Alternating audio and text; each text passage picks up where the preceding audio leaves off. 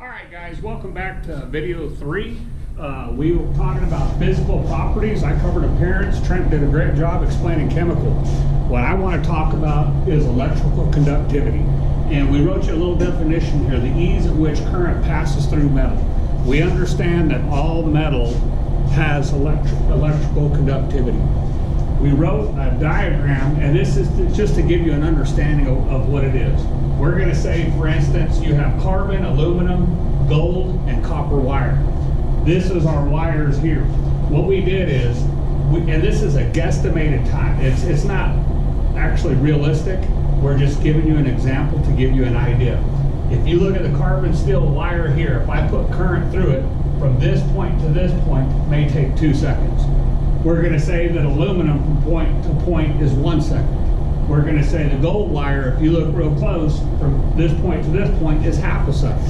And then we got a fine, happy medium of the copper wire, which is from here to here, and that's 3/4 of a second. So if you look at electrical conductivity, carbon steel is probably the worst out of all of them. You look at aluminum, it's very good. As a matter of fact, houses years ago used to be, their wiring used to be aluminum. The problem is the aluminum breaks down over a period of time due to current passing through it so fast that it heats up, so it breaks the material down. You look at gold. Gold is the best conductor of electricity. The problem with gold is it's too expensive.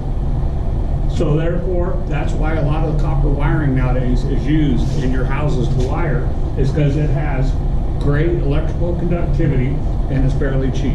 So when we look at all this will give you an idea about what electrical conductivity is.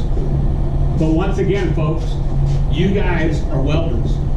So with that being said, we need to understand to give you an idea how this can affect you.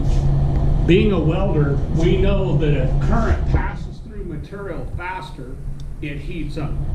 So with that being said, to give you an idea, you have carbon, and Trenton loves stainless steel. He made his whole career on stainless, right? Nice, clean, beautiful looking welds, corrosive resistant. I teach the stick class currently right now, and to give you an idea of how this works. We're covering all different electrodes in stick welding. We were talking about 7018 the other day. Obviously, we're welding carbon steel.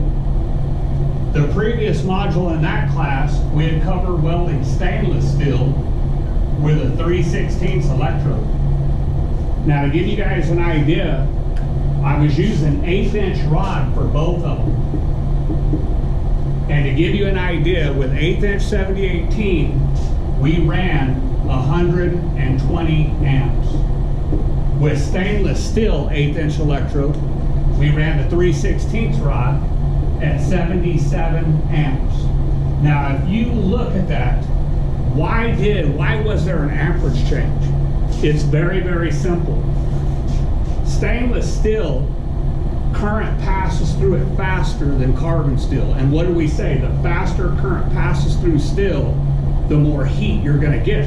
That's why when we weld stainless steel, since it's going through it faster, it gets hotter easier, and that's why we were at 77 amps. Carbon steel, 120. Why? Because it passes through it slower, so it doesn't get as hot.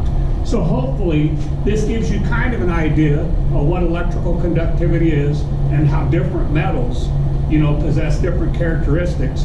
Some are great, but break down. Some are the best, but are too expensive, and there's a happy medium. So that'll give you an idea. So hopefully you enjoyed this video. We'll see you in the next video.